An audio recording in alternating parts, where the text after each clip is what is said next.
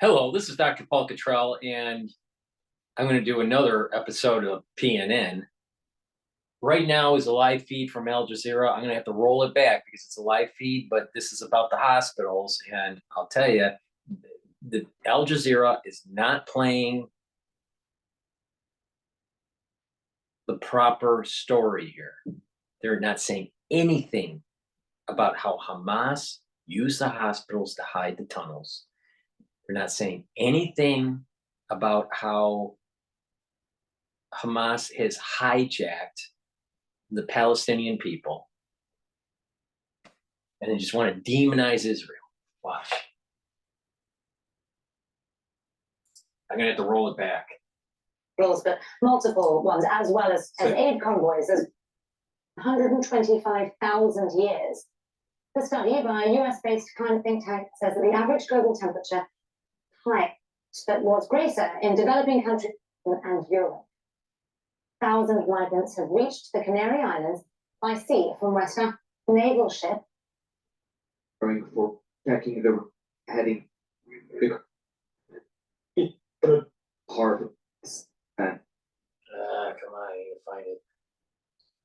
managed to say, like, through the sun. Million people work in Bangladesh's garment sector with dollars. There you go. And the desperate attempts being made to save people who are victims of Israeli airstrikes. Al Jazeera followed one young boy pulled from the rubble of his family home in Jabalia. A paramedic tried to save his life on the way to hospital, but couldn't. We've decided to play this video without any voiceover to let these pictures speak for themselves.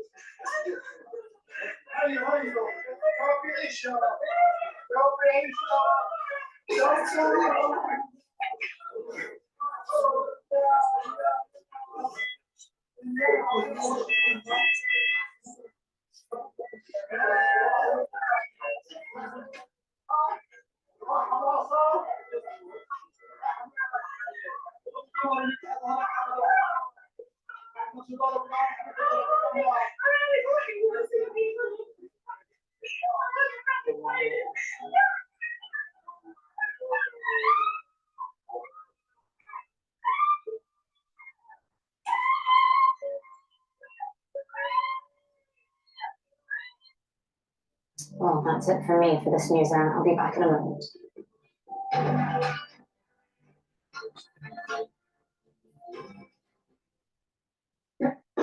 Rockets constantly moved to the southern area. Also, shot. Power. With informed opinions. Large numbers of civilians. Okay, so they played. Hospital for children. Okay, so they near the end of the show, they played for the hour. They played the child that died. Now there's going to be collateral damage.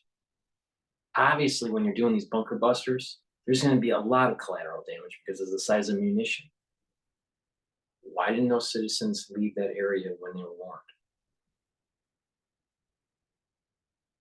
Why? All right. Now, it's going to happen. Children are going to die in this.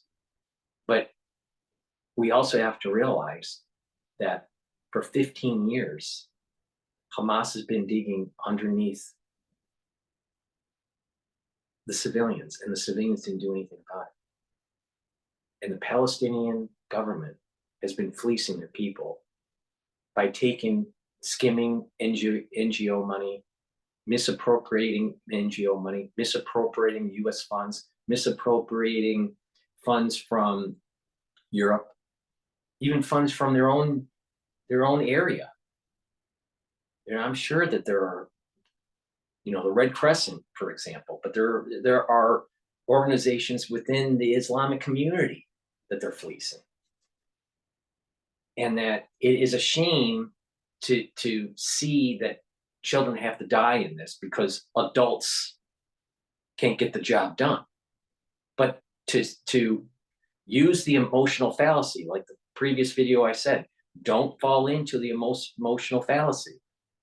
Patriots out there and truthers out there, they said, don't fall into the emotional fallacy of 9/11, right? And view this as and try not to view this as a Pearl Harbor. So we do this unwarranted excursion in the Middle East, right, during 9/11, which was right? They said, don't pay attention to the emotional fallacy. Well, the same thing. You to be philosophically consistent, you can't buy into the emotional fallacy of the children dying in Gaza as collateral damage to stop this conflict, right? So if you're a truther, and if it's okay to not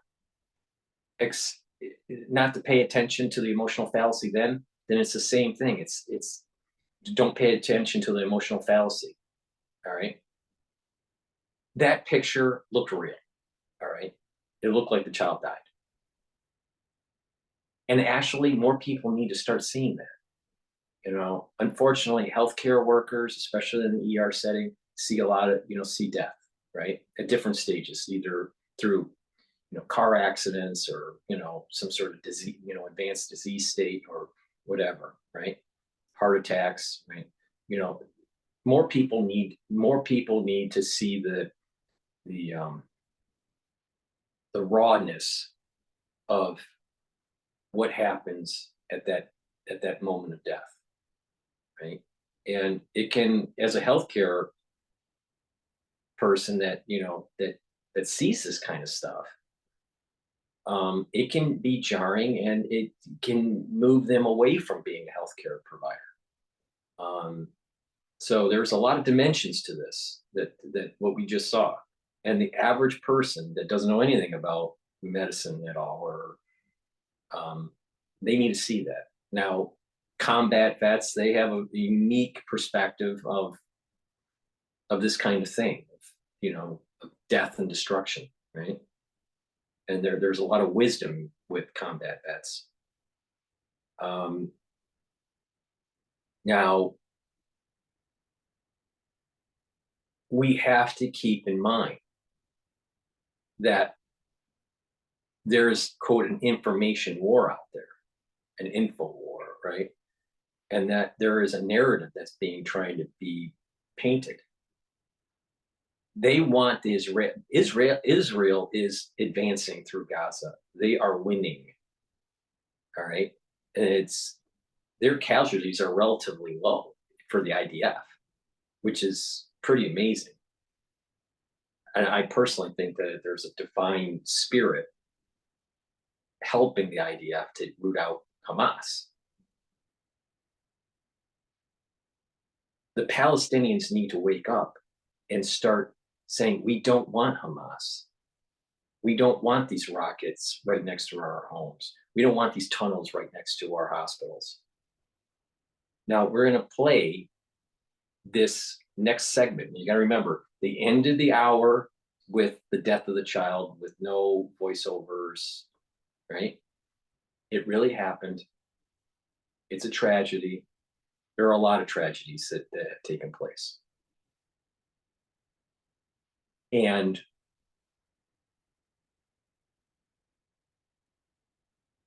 Western powers and Israel need to keep the eye on the ball, and that is to root out Hamas, Hezbollah, and Iran. And don't do half war. And when you do that, you're going to solve the problem in the long run. Yes, more people will get killed, militants and the civilians. But there will be more civilians that get killed if we kick the can down the road any longer. How many more children need to die? If we don't do all war, there will be more children that die in the long run. In the short run, there will be more children that die as of today's tally. But the thing is that the Palestinian people let the fleecing of their country happen with their officials, and they let their society be hijacked by Hamas. Those are facts. Al Jazeera won't say. Now, let's play their segment on the hospitals. Now, keep in mind, they put hospitals next to rocket launch sites. They put hospitals next to tunnels. They literally dug tunnels, built infrastructure for the tunnel, and then put a hospital on top of it in 2010, paid for by NGOs. So when they say this segment, keep that in mind, that Israel, to destroy the enemy, has to destroy the hospitals, because the enemy embedded themselves within the hospital and under the hospital. From Doha, coming up in the next 60 minutes. Gaza's only hospital for children suspends operations after it comes under repeated Israeli attacks. Catastrophic devastation and a mounting human toll. Israeli airstrikes and artillery pound buildings and homes across Gaza. 10,812 Palestinians have now been killed. Fleeing on foot with whatever they can carry, tens of thousands of people are moving south to try to escape Israeli attacks in northern Gaza. The White House says that Israel has now agreed to a 4-hour daily humanitarian pause in the north. And Qatar's Emir is heading to Egypt as it mediates negotiations over a possible pause in fighting in exchange for the release of some Hamas captives.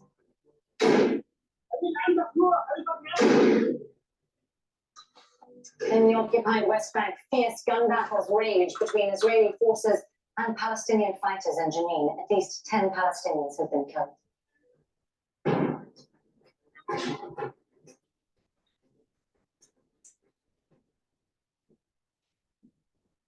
Well, it is now just on 1600 GMT. That's 6 o'clock in the evening in Gaza. And we begin with breaking news.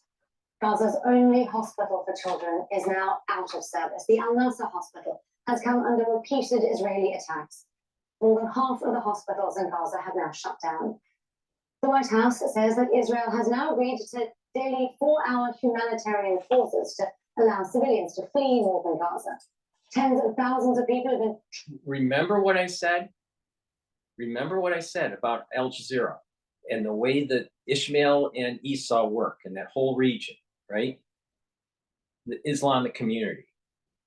They'll say something, and the way they word it, the way they frame it, is not telling the whole story. All right? And hold on.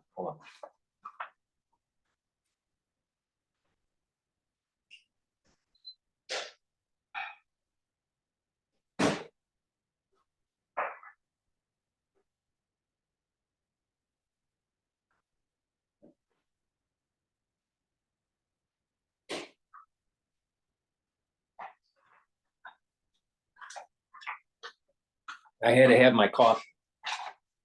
All right. So the way they're framing it is not telling the whole story. They said Israel attacked the hospital. They're firing at the hospital and all this crap, right? True. They don't tell you the other part of the story, that the fucking Hamas is in the hospital. Fucking Hamas is launching rockets next to the hospital.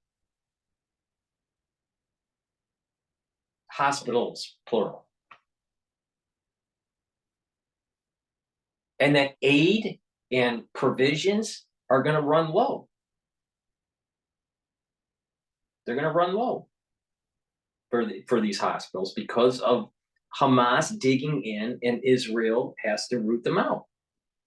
And there is only certain corridors that can be safely for safe passage. Hamas did this to the Palestinian people. That's the big point. But they'll only frame it in such a way where it's Israel's fault. Oh no, Hamas has nothing to do with this. Oh, by the way, breaking news from the occupied East Jerusalem. Telling you, gotta be careful the way they frame it. To escape the fighting up in the north, where Israeli ground forces have been engaged in fierce street battles with Hamas fighters. Well, the death and destruction in Gaza has led to renewed diplomatic momentum. Senior Hamas leaders are in Egypt, and the Emir of Qatar is also on his way there, while the Reuters news agency is reporting that the heads of the CIA and Mossad have been in Doha. As we've been saying, the Emir of Qatar is on his way to the UAE and Egypt. Well, let's speak to our correspondent, Tariq Abouazoum. He joins us now from the ground there in Khan Yunis, in the south of the Gaza Strip. Tariq, tell us a little bit more about what's been happening at Al Nasser Hospital and all the other hospitals that we've been hearing about. They've been in dire straits now for weeks. They're going to only focus on Israel attacking the hospitals and the provisions running low. But they won't say that Hamas is embedded in the hospitals. Hamas is under the hospitals. Hamas is firing rockets 70 meters away from the hospital.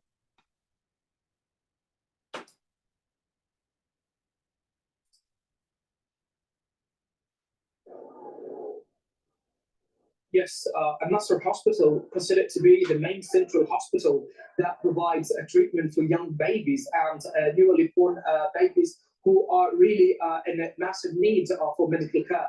This hospital is considered to be the largest from its kind across the territory, as the Israeli occupation forces has targeted it directly, as the entrance of this hospital has been widely bombarded. This is considered to be not the first attack that had been carried out against the Gaza hospitals. Now, this hospital is vital for providing medical treatment for different kinds of babies who are newly born, and even for babies for children from 1 up to 10 years.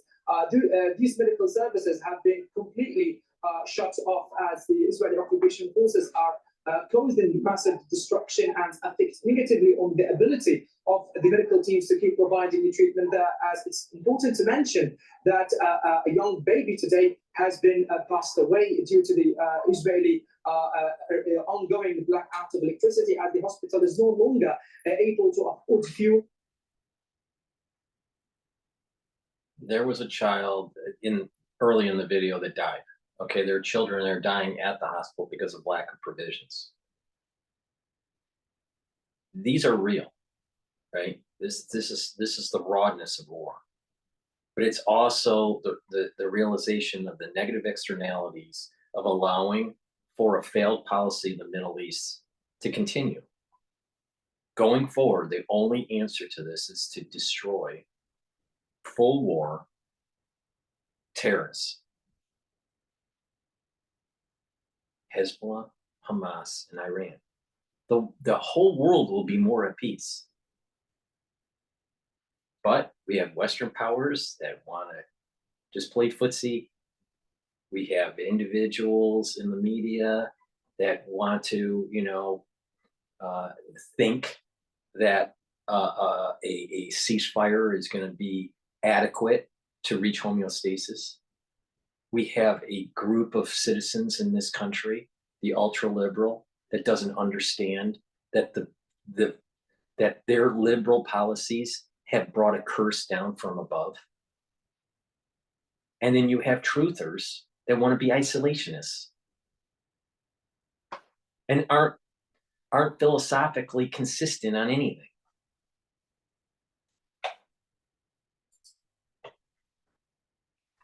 To keep operating main departments, as clearly know that babies are requiring constant electric currents in order to keep being provided with oxygen and even other medical supplies. Now, these attacks could not be recently new, but it has been carried out since the early beginning of this fighting, as even more than 34 Palestinian hospital and medical care centers have been partially destroyed and become out of service. Also, main central hospitals, including Shifa and even the inpatient hospital, has been repeatedly attacked. We are talking about the solar panels that have been directly targeted on the roof of the Shifa hospital in order to affect on the ability of hospital to keep operating as the ongoing blackout of electricity and the fuel prices continue. Tarek, Al-Nasser specifically was a children's hospital before it shut down, and that obviously has huge consequences for the children who are now still trapped in Gaza. What kind of pediatric facilities are remaining? Are there any?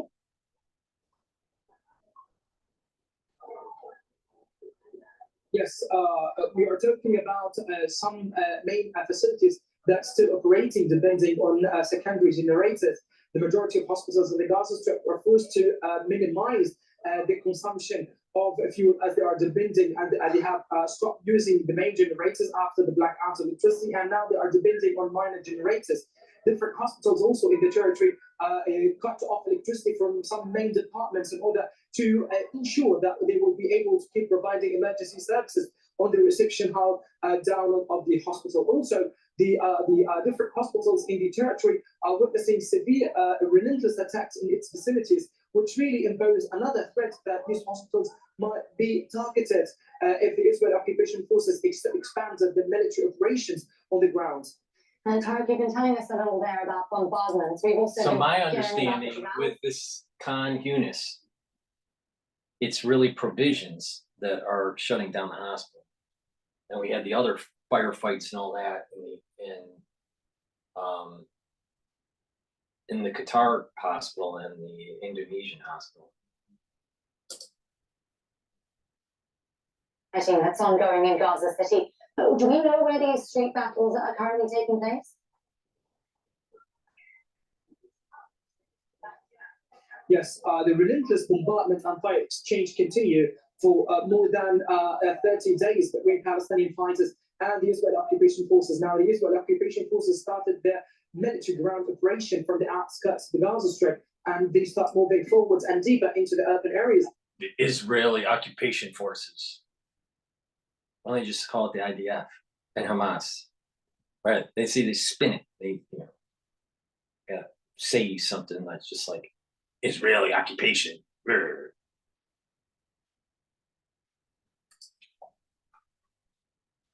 In order to destroy the military infrastructure of the Palestinian fighters, as the Israeli occupation spokesperson announced earlier, since the beginning of this war. Also, the main concentration of the Israeli attacks are on the eastern areas of Beit Hanun and in the northwest of Beit Lahia, and we are talking about the entire coastal line of the Gaza Strip, witness also massive advancements of the Israeli military artillery, who are trying right now to infiltrate more into a shelter refugee camp under heavy military bombardments. Also, in the southern areas of the Gaza Strip, there were limited attempts by the Israeli occupation forces to carry out limited ground invasion to the eastern areas of both Khan Yunis and Rafah district.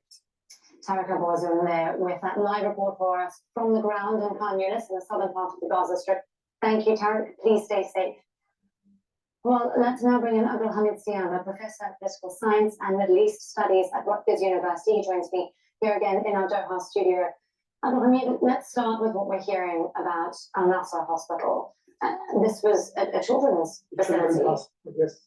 And it really sounds like there's just no provision left for children or for anyone really with any chronic diseases left in the Gaza Strip. That shows that Israel is waging an all-out war against every Palestinian, every institution, every sector.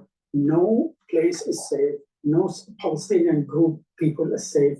Be they children, women, hospitals, schools. Because the Palestinian people are complicit in allowing Hamas to continue for multiple years, digging and digging and shooting and shooting and digging and shooting and digging and shooting for 15 years.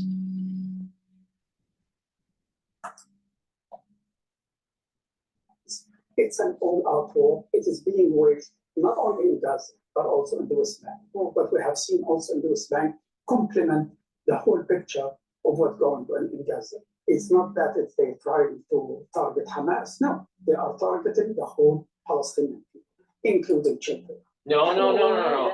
Where is it in Al Jazeera that's saying that Hamas is dug into the population? Haven't seen it yet.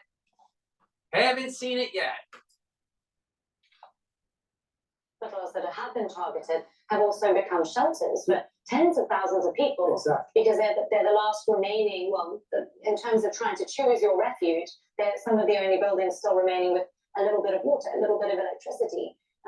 How are people now coping? We've been talking. I'm going to jump into France 24. It's saying Israel-Hamas War is causing shortages in the hospitals, and then they can't stop the infections. Is this the beginnings of something that is maybe of biological origin? Maybe. This is France 24. Life? What kind of life are we living? People around the world in all countries are living. We are not living. Every 2 years there's a war. There's no water, no food, there's nothing to drink, there's no justice. This hospital treats cancer patients, but with Gaza's healthcare system in a state of total collapse, there's no way it can provide the care they need. We are experiencing a healthcare disaster. All the medical supplies have run out. All the medicine for cancer patients has run out. I think supplying for the hospitals, under the auspice of humanitarian aid should happen. That should happen. That's for sure. But to say that the Gazans are just in the crossfire, in many ways, they're complicit.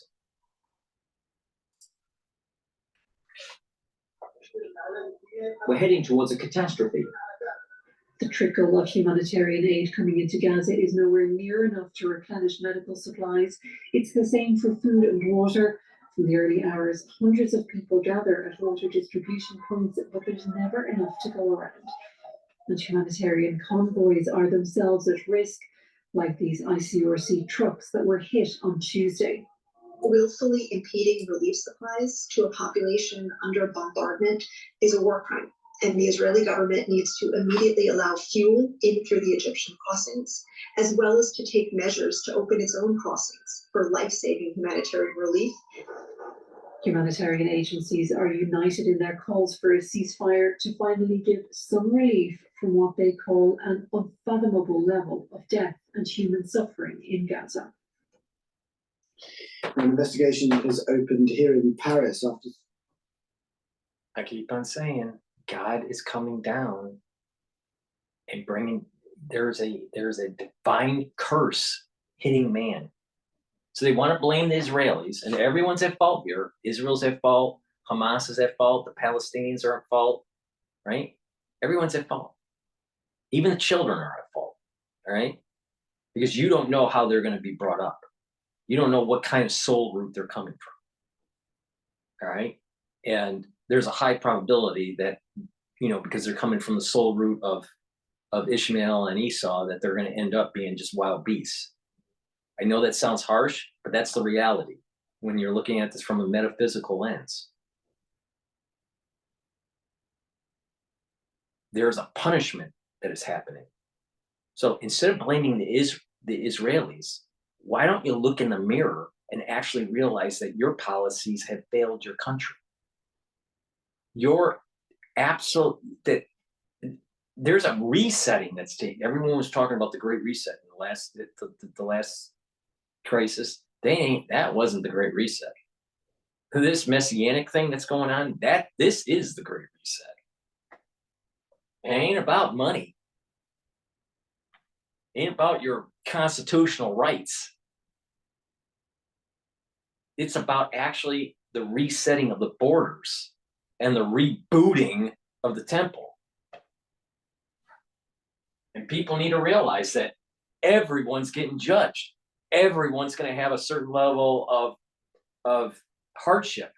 everyone is going to have a curse. But if you repent, you make the world a better place, you set things right, you'll actually get a blessing. But what is evil has to be rooted out. And for us as a society to reach homeostasis, we cannot maintain the status quo with Hamas, Hezbollah, and Iran. They need to be destroyed. Yes, after scores of Stars of David were found branded across French capital's walls last week, the arrests of a couple allegedly involved in the acts of vandalism have led to suspicions of foreign interference. These Stars of David, spray painted across buildings in the Paris region, have sparked national outrage. And our fingers are pointing towards a pro-Russian attempt at destabilization. Last week, Blame the Russians. residents of this small alleyway in the French capital were shocked when they discovered the symbols on their walls. The perpetrators fled, but investigators managed to pinpoint the suspects. From CCTV footage, they identified a Moldovan couple accompanied by a third person photographing their actions. The investigators made a connection with 250 other similar marks in Paris and the outer suburbs. 4 days earlier, the same stars had been spotted in the 10th district. But this time, the perpetrators, another Moldovan couple, were arrested on the spot with their phones containing messages in Russian from a presumed backer. Why would the Russians get involved? These two cases seem to be linked because we have the same modus operandi, the same outline. We were able to check with their telephone that they were in contact, the two couples were in contact with a backer abroad. But to what end? According to Le Monde journalist Damien Leloup, the images have been used online to manipulate attitudes throughout Europe. Based on our knowledge, these photos were only distributed by fake accounts belonging to the same pro-Russian disinformation network. Each time, these photos were posted with a message saying, "It's a real shame this has happened in our city. We don't realize it, but the conflict in the Middle East will impact us all." He says this was part of a vast Russian disinformation operation that France's government has been calling out for months. The aim is to divide European societies, to frighten them, and to give them the idea that in this context, everyone is better off at home. We must not get involved with Ukraine and the Middle East. The case is now in the hands of an investigating judge. We move on to another conflict in the war in Ukraine, which is making little progress on the front lines. Kyiv, though, scoring major. Now let's drop back into Al Jazeera.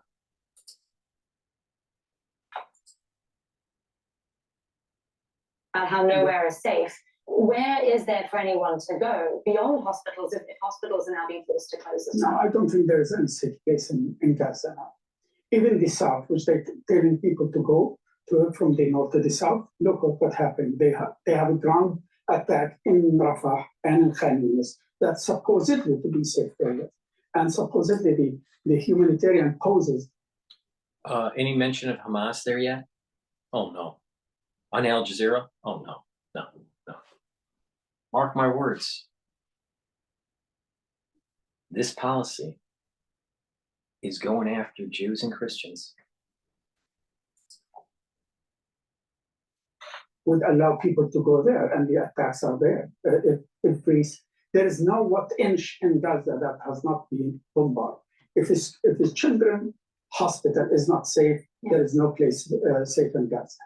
I want to talk about deliberate targeting that we've seen, because the Israelis have also said they came out and said that they've actually targeted ambulances. They said those ambulances were being used by Hamas. The Gaza Health Ministry says they absolutely were not. We have seen multiple medical facilities, not only children's hospitals, but multiple ones, as well as aid convoys, as well as ambulances with the injured being moved around, targeted.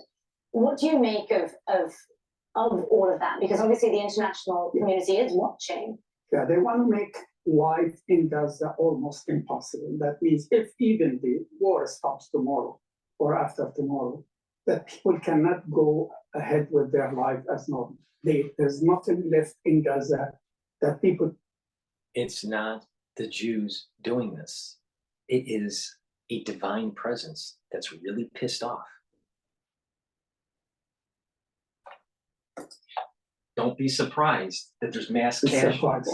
They destroyed everything. They destroyed the infrastructure, the small facilities, the hospitals, the schools, the roads, the buildings.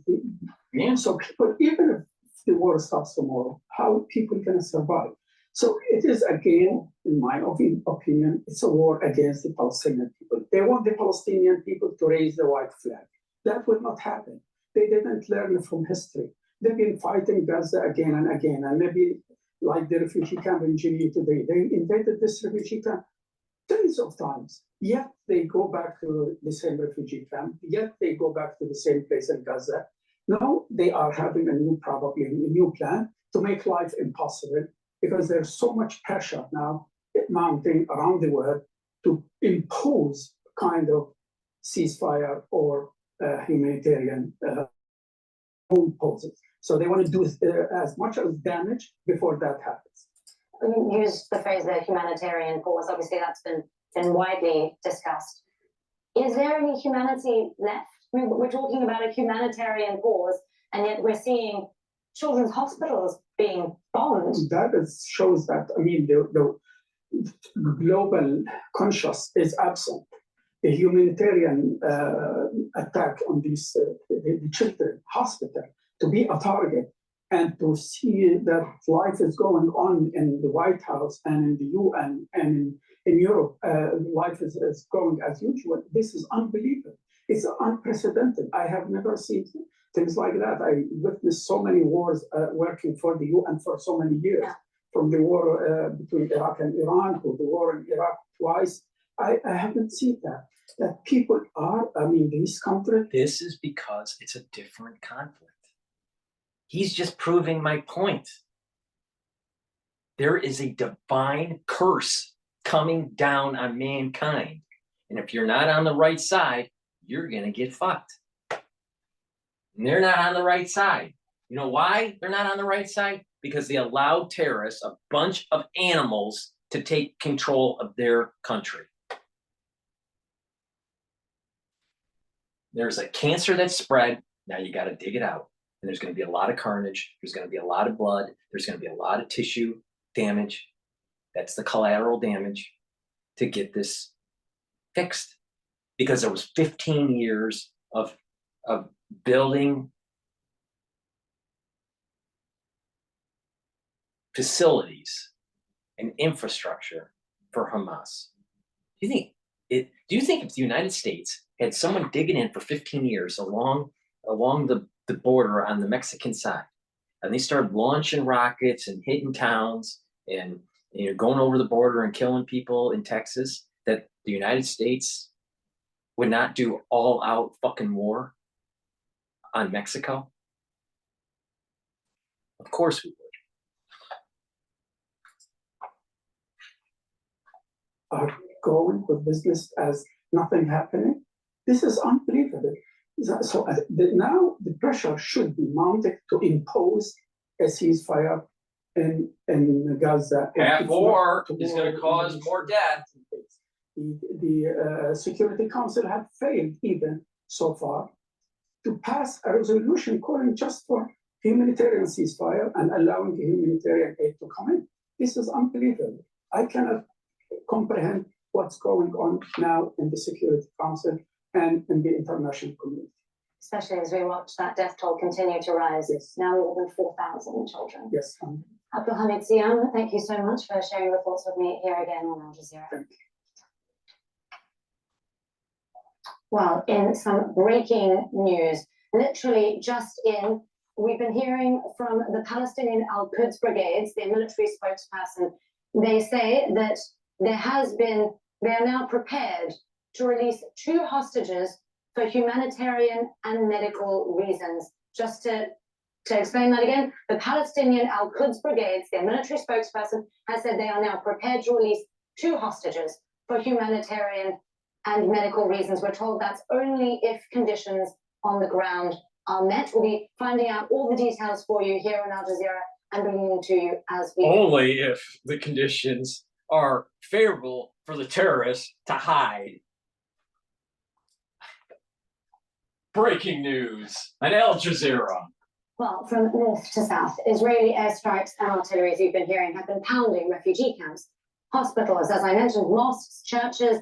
The human toll is rising fast.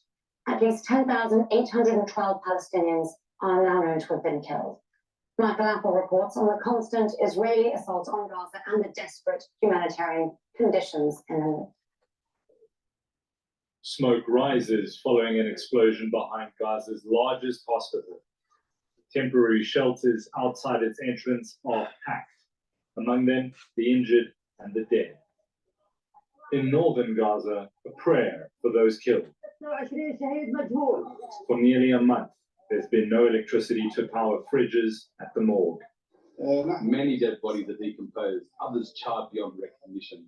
We, the Ministry of Health, together with the Justice Ministries, have prepared this mass parade. No one is untouched by Israel's bombing campaign. We're all families. Some of my family members are killed, some injured and some missing. We're now looking for one another. In Jabalia, at least 9 people were killed. Many more are missing, most likely buried under rubble. Israeli forces have entered Gaza City and are battling Palestinian fighters street by street and house by house. In the south, in Khan Yunis, overnight bombing leveled buildings, leaving a desperate search for survivors.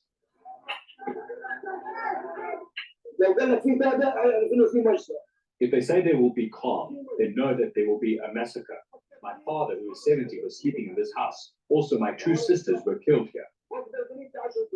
Those able to get out head for the Rafah border crossing with Egypt. This is the gateway to a hellish nightmare. I cannot even fathom to think what people are going through on the other side. The humanitarian. Don't be surprised when hell is on earth because of the wrongdoings of mankind. We're all at fault here, and I am not wrong on how this is playing out. This is unfolding in Gaza is unprecedented.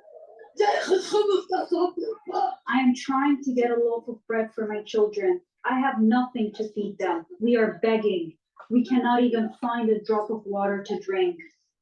Almost half of the dead are children.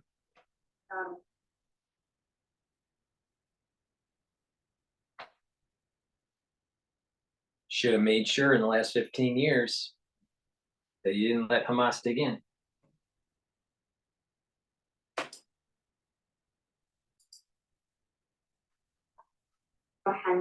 I wish I could go back home. I hope I can go back to school and see my teachers. I wish I could go back and play with my friends. I hate war because it took the lives of all my friends. When night returns, so do Israel's bombs, and nowhere is safe. Michael Apple, Al Jazeera. Well, the White House is saying that Israel will implement 4-hour pauses in its military assaults each day in northern Gaza. Let's bring in our White House correspondent, Kimberly Halkett, in Washington, D.C.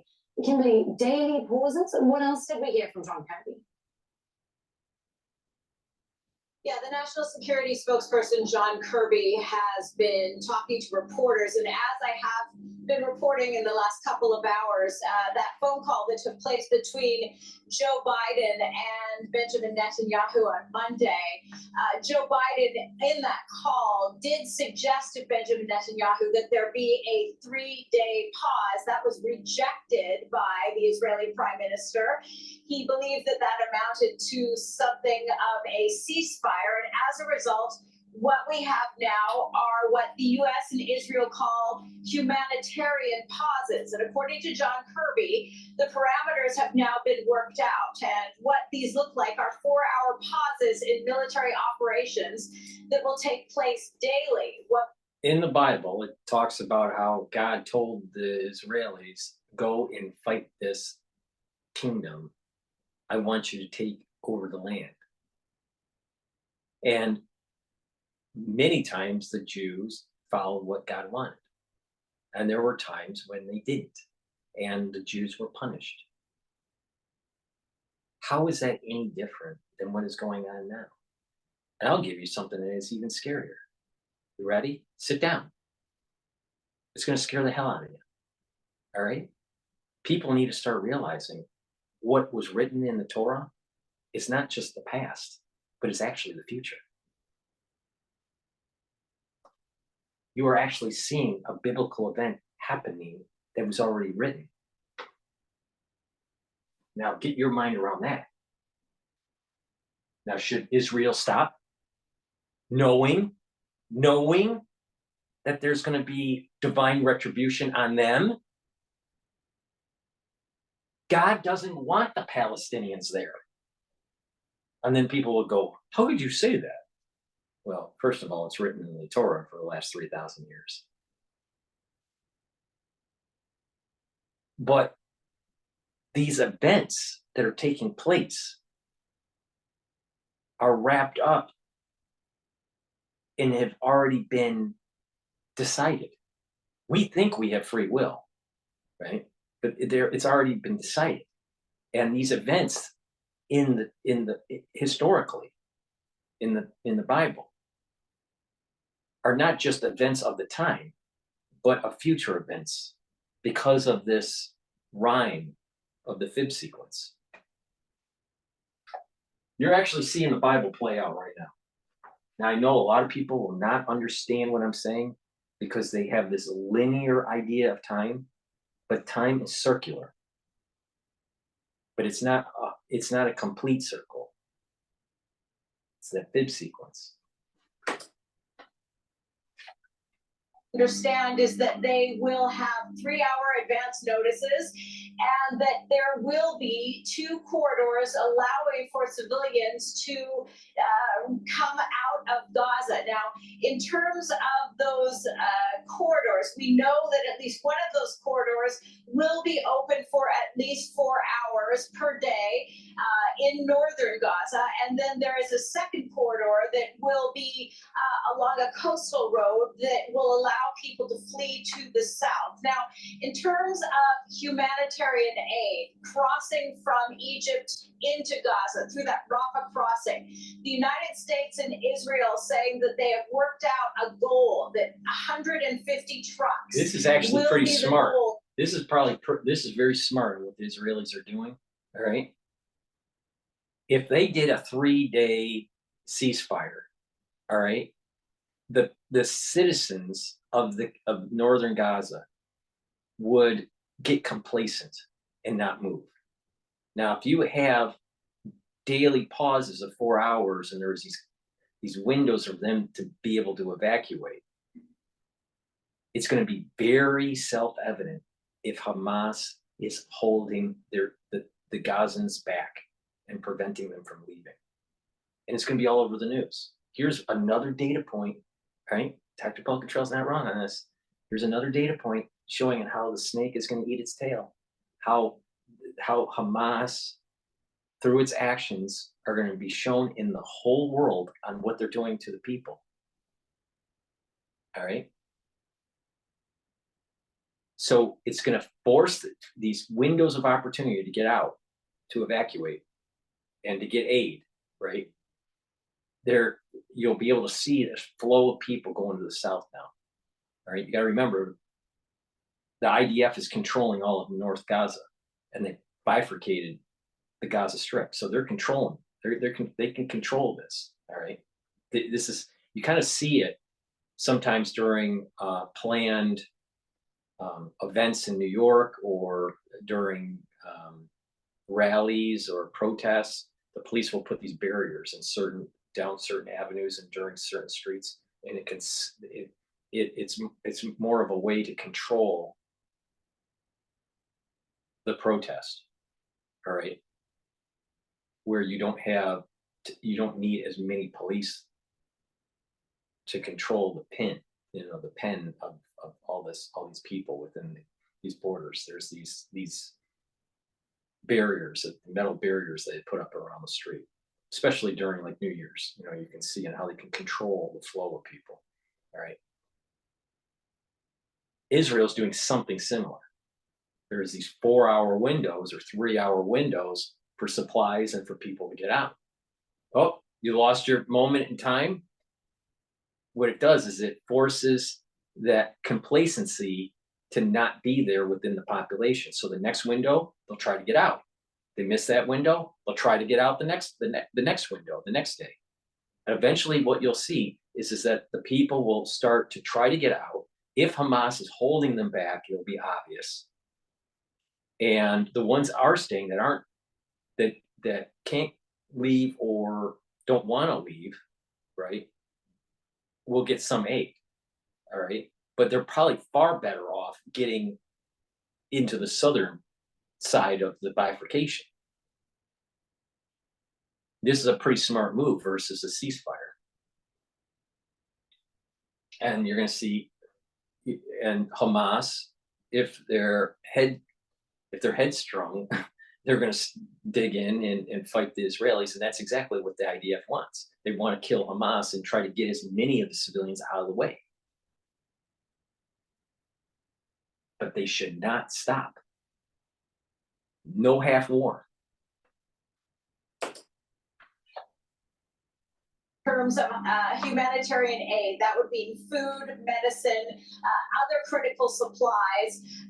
What we know is that is in dire need, particularly as you've been discussing the hospitals and the fact that there is very, very little to work with, particularly when it comes to surgeries, pain medications, almost medieval conditions. Almost medieval conditions. They live in medieval conditions for thousands of years. So quit that bullshit. Here's another example of the snake eating its tail for the ultra-liberal. See this mass caravan of people trying to evacuate and get to safety. The ultra-liberal, when they see these mass caravans coming from South America and all the way through Central America, through Mexico and into the United States, unfettered, the ultra-liberal says that's okay. Keep the borders open. Well, why the fuck isn't it okay, ultra-liberal, for them to flood over the border into Egypt? Huh? Why? Why isn't it okay? Ultra-liberal. Another example of how the ultra-liberal isn't consistent and it's going to eat its tail because it's stupid.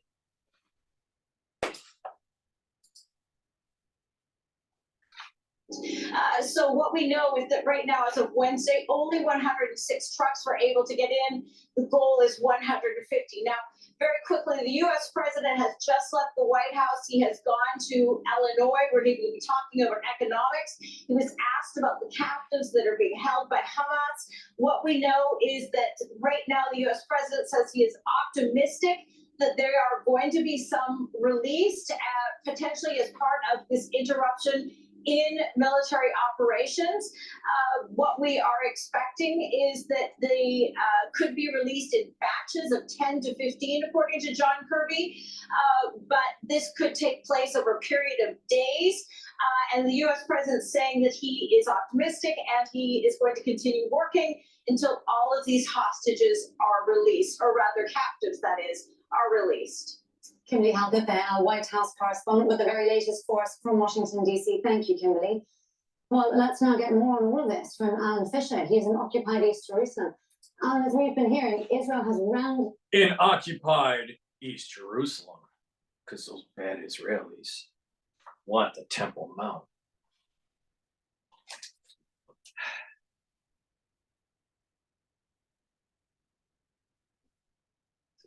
I'll tell you, it's truly amazing. Please go to my store, the-studio-reykjavik.com, and help support my channel by purchasing the health products that will improve your health. And if you follow my anti-aging protocol, what will happen is you'll actually slow down your aging. So Max 35, take this with a teaspoon a day and it will neutralize pathogens. You swish it in your mouth, you gargle with it, you swallow it, and you do this every day. It's a structural nanosilver liquid. Silver gel. This will neutralize pathogens You're in the cold season, so put it around your mouth, put it on your hands, put it around your eyes, put it around your ears, put it around your nose, and it will neutralize pathogens. It can be also used as a skincare product. You keep it on your skin over the night, and you'll notice that your face, it'll start to tighten. If you couple that with vitamin C and my collagen product on my store, what you'll notice is that the dermal layer will improve, especially if you're drinking 64 ounces of water that is filtered. All right, you do that for 2 weeks, a month, you'll notice that your skin is a lot better. So it's a silver gel, vitamin C, collagen. If you want an extra kick to improve your skin, also take the C60 teaspoon a day with resveratrol. Take lignans. All right, this is a powder. It helps with the immune system. It also helps with hormonal health for males and females. All right, so please take this, take it every day, put it in a smoothie, put it in hummus, put it in water. But the idea is to take it every day and it'll improve your health. With a good immune system, you're going to be able to fight cancer. I wonder what's going to happen in the post-era crisis that we just went through. Structural nano silver soaps. Don't be a smelly liberal that is constantly eating its tail. Use the structural nano silver soaps, and I have it in different varieties. Go to the store, the-studio-reykjavik.com. It's a high-end soap. Please get a few bars of this. It's a great product for a holiday gift. A lot of people out there are saying stuff on YouTube that you shouldn't trust because they have a filthy mouth. But if you take my toothpaste, you won't have a filthy mouth. You know why? Because it has structural nano silver. It'll whiten your teeth, freshen your breath, neutralize pathogens, and reduce gingivitis. By doing that and having proper oral health, you're going to reduce cardiovascular disease as well. So go to my store, the-studio-reykjavik.com, and get a few toothpastes from my store. This is going to make sure that you don't turn into a filthy mouth ultra liberal. You want to be a filthy mouth conservative.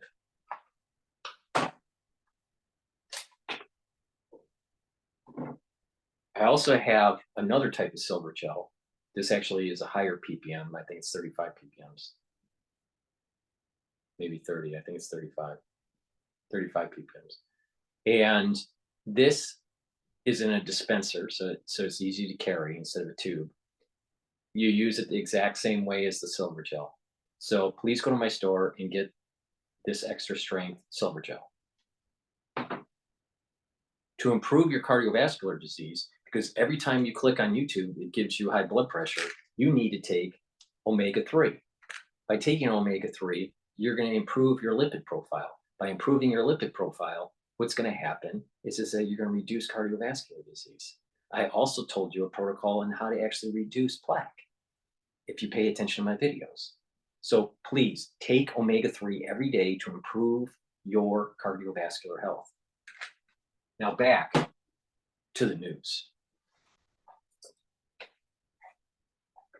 It rejected a ceasefire, but it now says there'll be pauses. How are they talking about this? Well, the Israeli Prime Minister's office, within minutes of the White House statement, had said there will be no ceasefire, not until the captives are released. They've made their position very clear. Benjamin Netanyahu has repeated this again and again. Now, you can point to the fact that over the last few days, there have been the ability for people in northern Gaza to move south. There has been certainly less fighting in those areas to allow them to make that move. And it's estimated that on Thursday, 50,000 people made the journey from northern Gaza into southern Gaza. But the idea that this is now going to be a 3 or 4 hour pause in the fighting certainly seems to have been rebuffed by the Israeli Prime Minister's office. Their position has always been clear. Now, it's a week ago that John Kirby said there should be humanitarian pauses, they should be localised and they should be specific. And it appears that by opening up those roads, that may be what the Israelis have been doing. But certainly the word ceasefire has never been used, and humanitarian pause has never been used by the Israelis. And it's clear from this statement from the Israeli Prime Minister's office that perhaps the United States, John Kirby in particular, and the Israelis are not on the same page on this. Some very interesting dynamics. Alan Fisher there with the latest for us from Occupied East Jerusalem. Thank you, Alan. Occupied East Jerusalem, because the Muslims must have the Temple Mount.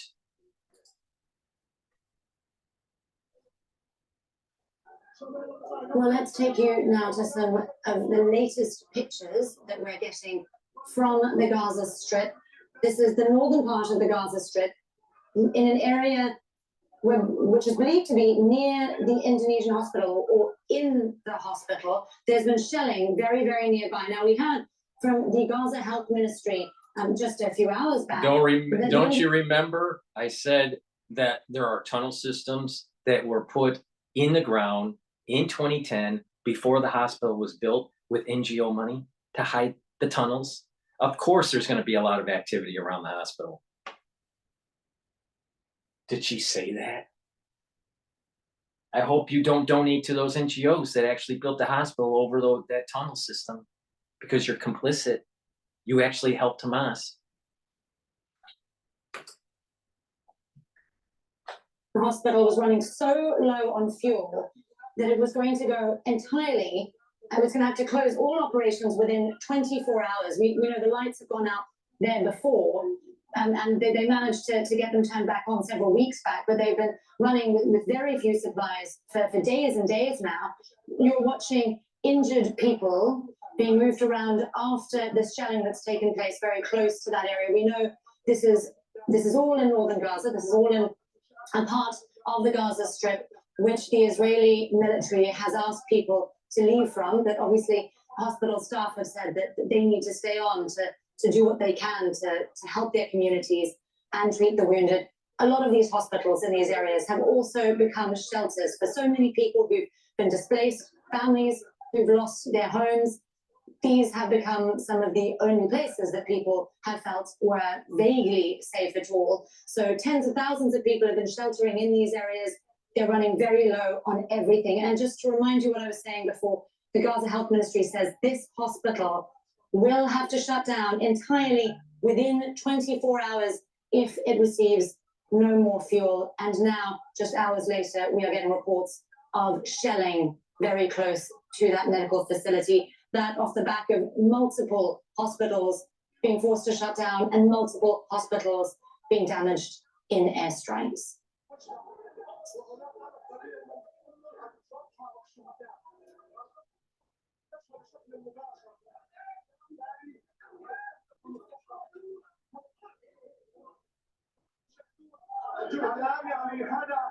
Well, if you're just joining us now on the News Hour on Al Jazeera, this is a classic example when you don't take hold the precious aspects of self-governance and to build your society and work with your neighbors. Instead, what has happened is it's been a never-ending war with the Israelis. You can't even do self-governance properly in Gaza. You let the fleecing of your people through your political establishment, and you let terrorists get dug into your society. This is the end result. This is the end result. There's a lot of carnage and damage and destruction and sadness, but that's war. And if you keep on kicking the can down the road, we're going to see this tenfold. 10 years down the road, 20 years down the road. I'm telling you, God is punishing everybody. Everybody. And I would not be surprised that unconventional warfare in biologics are used somewhere down the road here to teach mankind a lesson.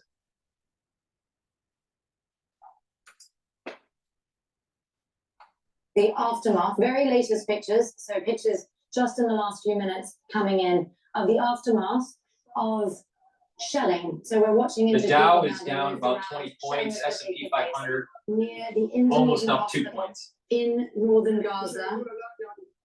And we also know that this hospital is also running very low on everything, including fuel. We do expect that that will have to shut down within the next 24 hours. That's according to the Gaza Health Ministry. Now, just to recap what we've seen. Now, think about the strategy the Israelis are doing. You know, think about this. Home gamers, all right?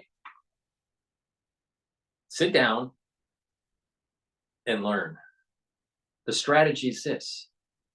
We know that Hamas is dug underneath these hospitals, shooting rockets from the grounds of the hospital or around the hospital. There are cases where they're actually shooting out of the hospital.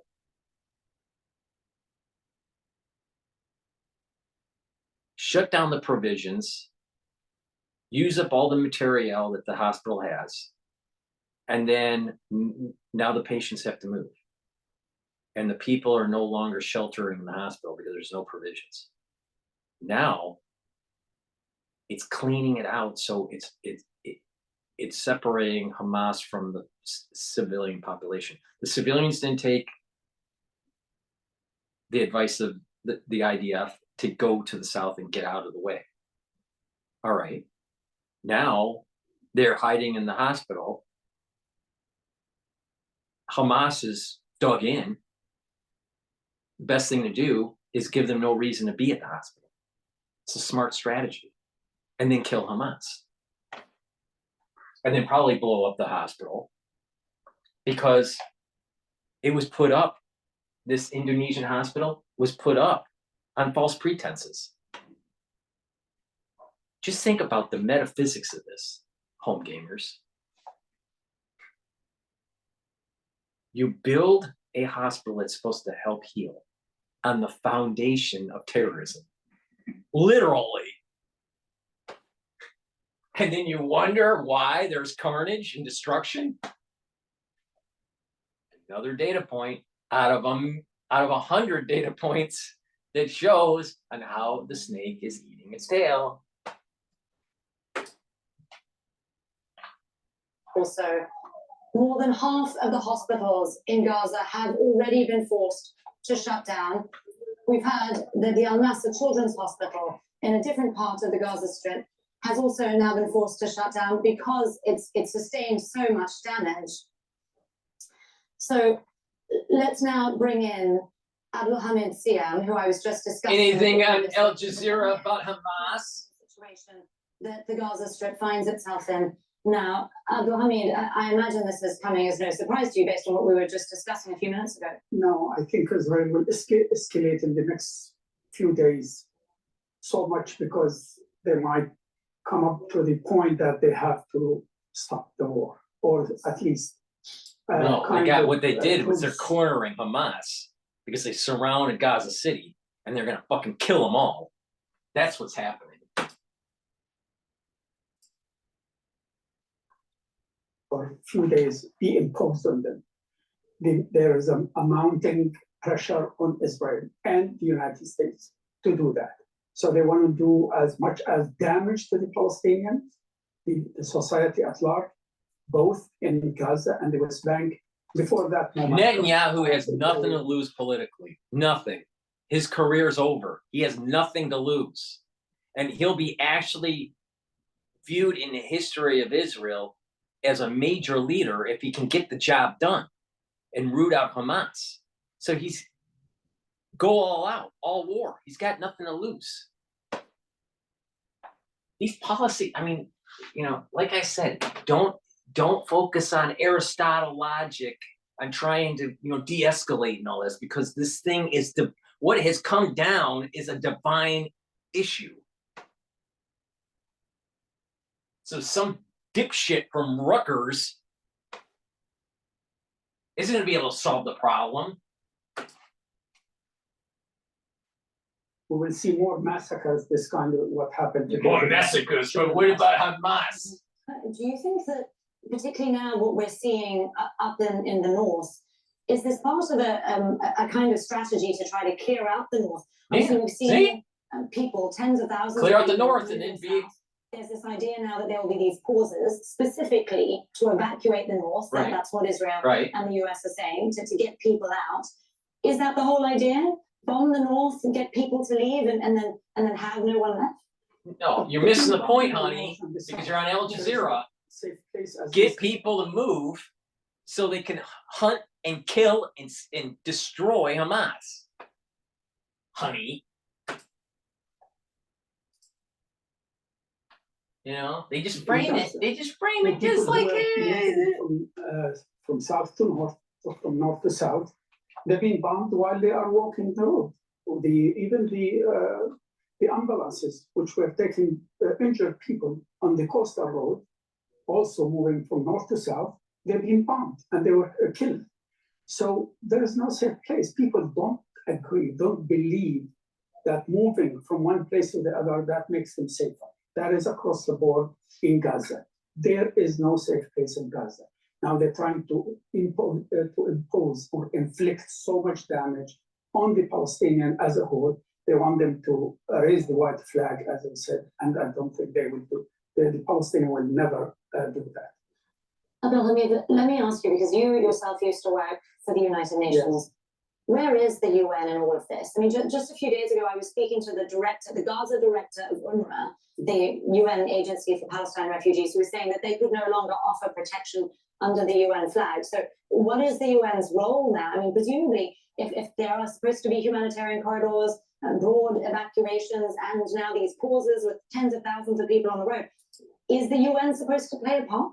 The UN is going to get involved, and you're going to see on how inept the UN really is, and why we should abolish the UN. If I was president of the United States, my very first act as president would tell the military, brick by brick, dismantle the UN, put it on a ship, and dump all of the material in the middle of the Atlantic Ocean. And then turn the rest of the land into a dog park. So little doggies can run around and poop all over the place. The humanitarian agencies are trying. I mean, they've been raising their voices. I mean, they've attended every conference. I mean, the General Commissioner of UNRWA, or the UN Agency for Palestinian Refugees, went in himself to Gaza, and he visited some of those shelters. They're trying, but that is not the issue. The issue is with the political organ of the United Nations. That's the one which takes decision. It's the Security Council. It has been paralyzed because of the United States. They don't want to embrace the idea of a ceasefire, which is other countries are calling for. And so far, they vetoed 2 draft resolutions. Why do we assume that the other countries that are calling for a ceasefire are individuals or countries that we should listen to?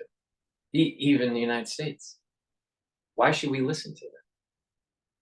Because it's kicking the can down the road and making the problem worse for future generations, or for us 10 years from now. No, it's time to get it over with. It's time to remodel the kitchen. It's going nowhere because of the US insisting on no ceasefire. That is the issue. And also they want in any draft resolution to impose another agenda item, which is the right of Israel to defend itself. Now people don't believe that is the right to defend itself, to kill 10,000 civilians, or to kill children, or to target hospitals, or to target schools. That is not called self-defense. It is, frankly, it is war crimes. It is collective punishment. It is violation of international humanitarian law. It's collective punishment from the Israelis to be bombing Gaza to fight Hamas, and there's collateral damage, and there's displacement of the people, and the civilians are getting killed. No, it's collective responsibility, motherfucker. the collective responsibility of the citizens of Gaza should have prevented Hamas from digging in. Collective responsibility.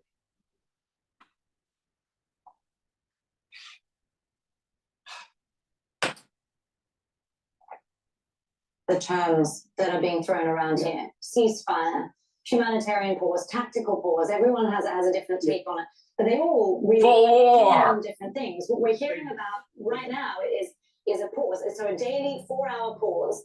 By my understanding, this is just in northern Gaza in order to allow or encourage people to leave. But as you were just saying, there are obviously bombardments continuing in the south. That's what's also holding up aid deliveries. So just to be clear, this is not the humanitarian pause or anything like a ceasefire that various different nations and various different agencies have been pushing for. Every agency now, every humanitarian agency, human rights groups, the Paris conference is calling for ceasefire.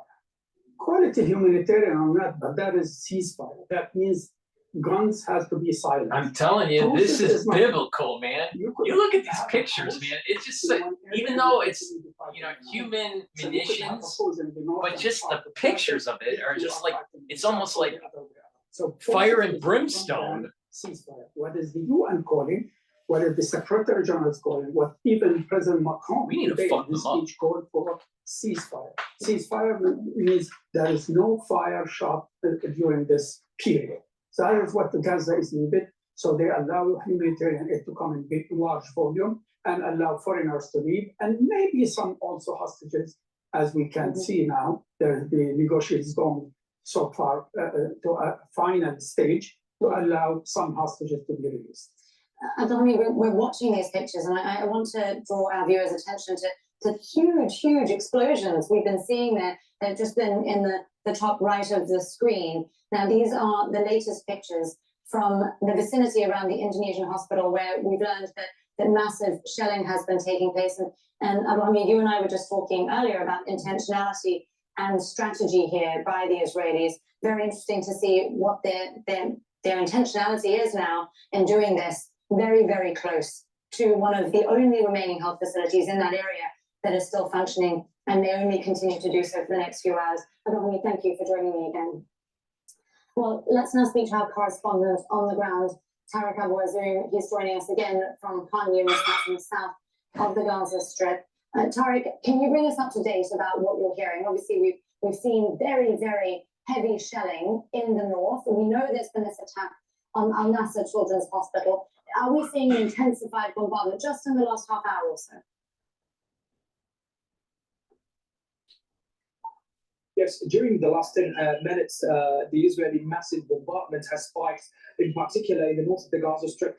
The attacks were very close and around the vicinity of the Indonesian hospital. People who were residing in the yards of the hospital start to rush into the inside of the hospital to be protected from the Israeli relentless bombardment.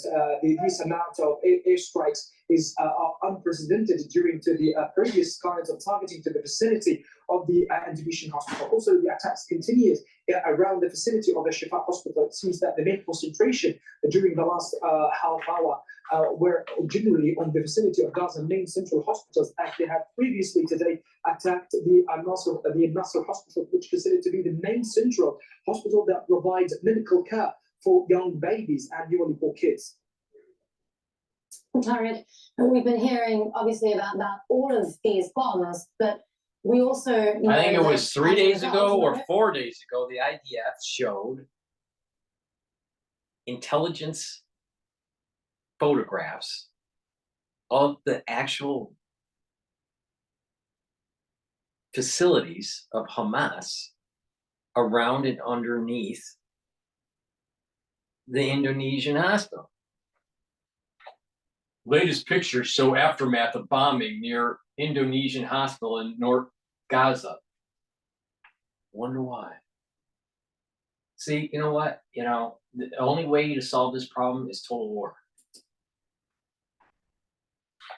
Of the bombardment, but also of the siege, that so many health facilities have had to shut down. What is the state of affairs in northern Gaza at the moment? Who is still functioning? Is there anywhere that anyone can go for medical attention?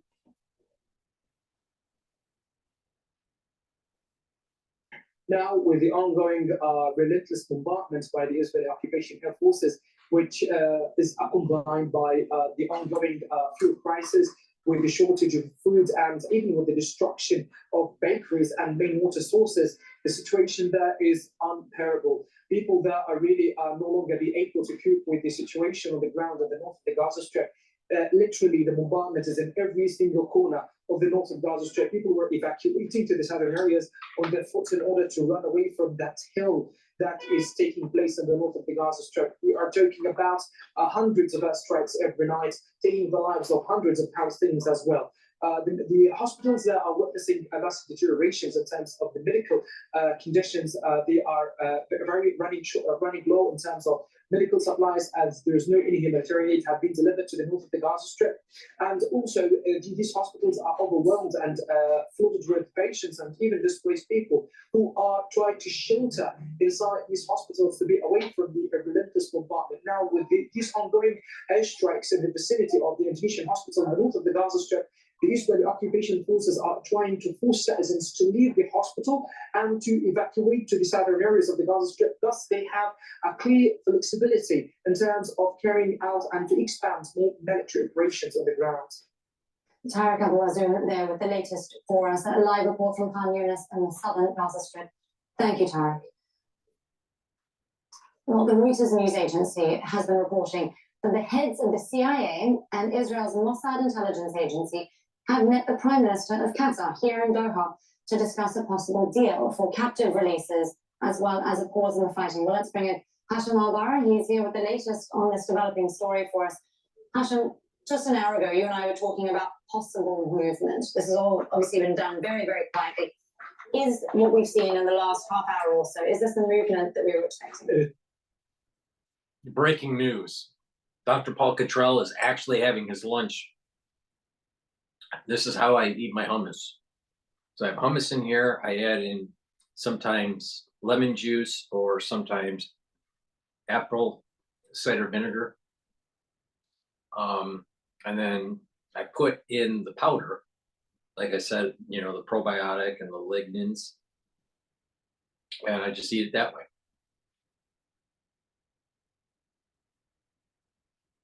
Don't you find it strange? Why is it a CIA guy, Burns, going over to the Middle East to broker some sort of hostage agreement? Why is that?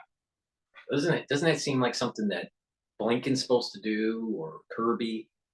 Why is it a CIA guy? That's awfully odd. Must be something more going on. Israel's gonna fuck up Hamas. Trust me.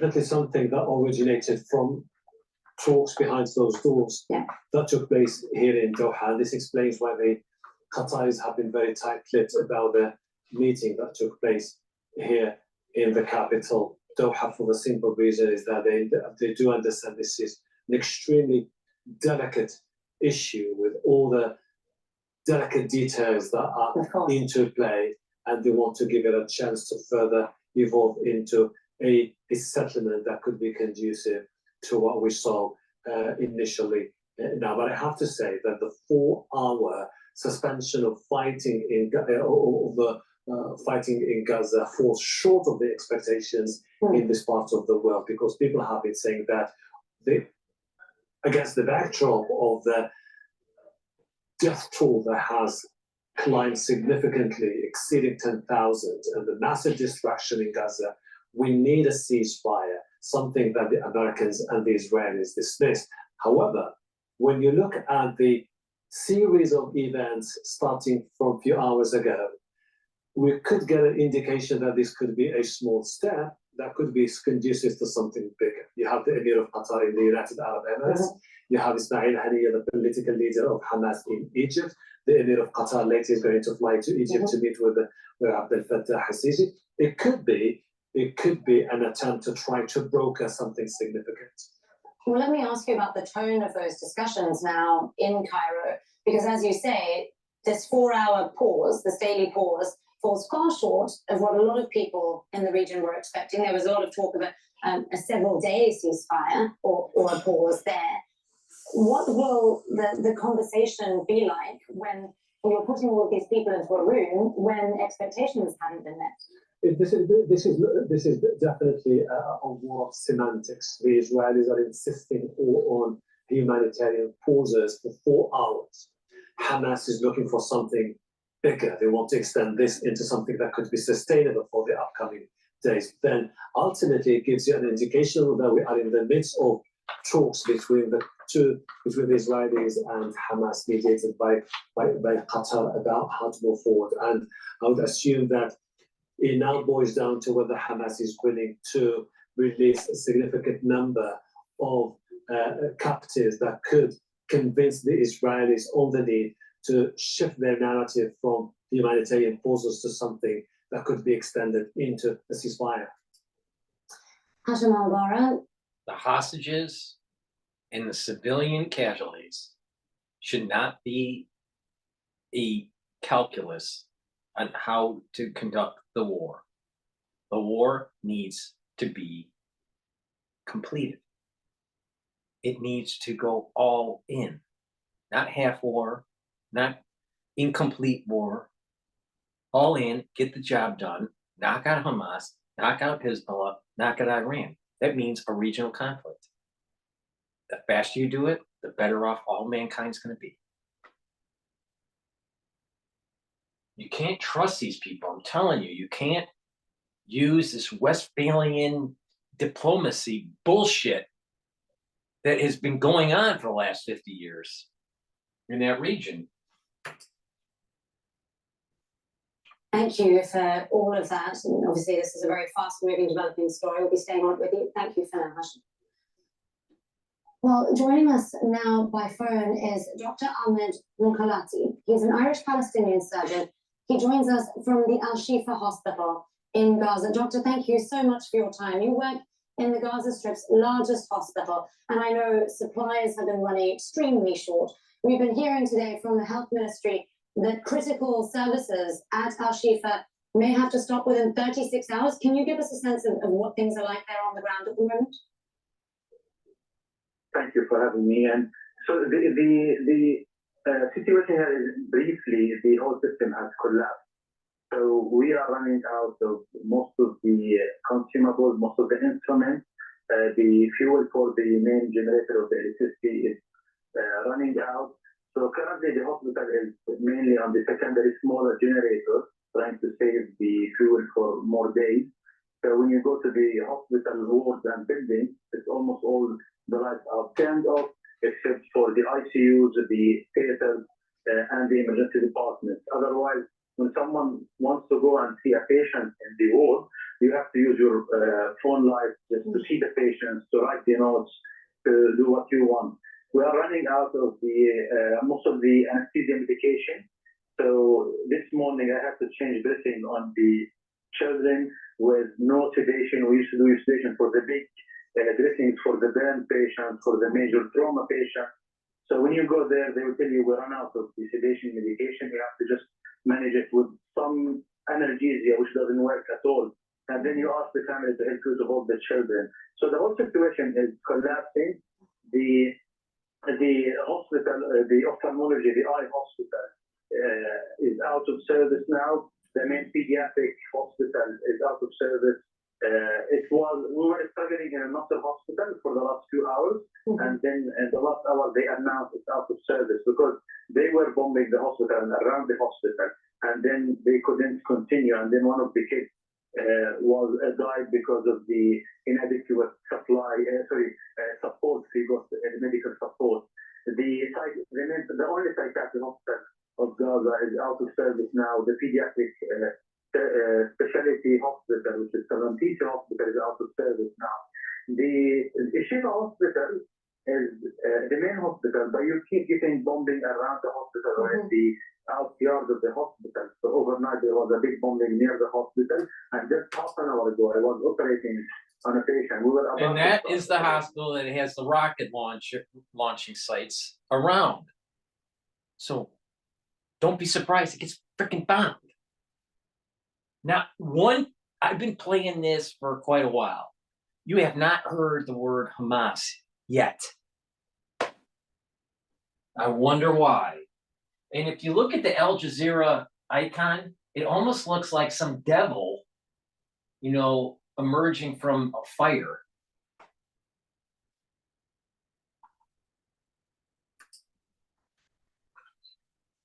I'm in the burn unit, which is in the north of the Shifa hospital, where there was a very big bombing. They just bombed one house just beside the hospital, where you feel everything is just totally, moving like an earthquake. And then the people start running out, and then we had to stop the surgery because the people said it's unsafe. So no one feels it's safe. None of the consumables are enough here in the hospital. One of the other points I'm telling you, the Israelis are killing half of the people directly, but the other half being killed with inadequate treatment. So we are all running that. We are over-exhausted. We have been the same people running the service for more than a month now. Our capacity to deal with complex patients is going down.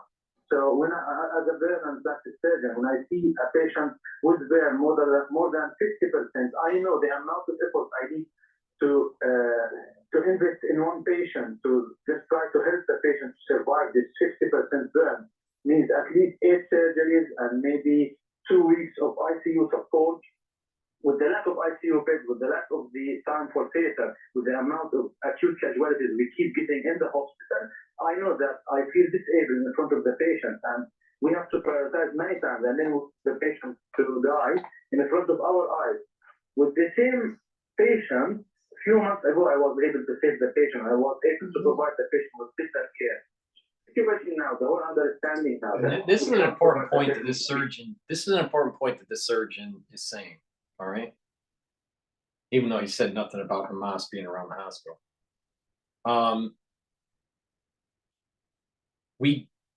We as citizens, we as humans, right,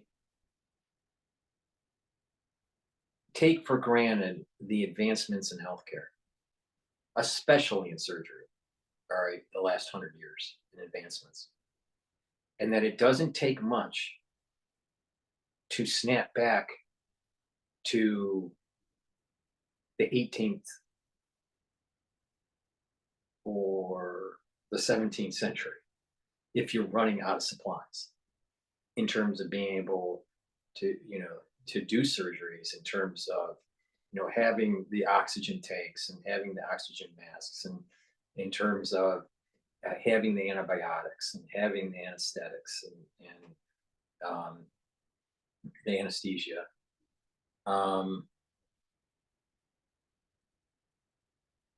So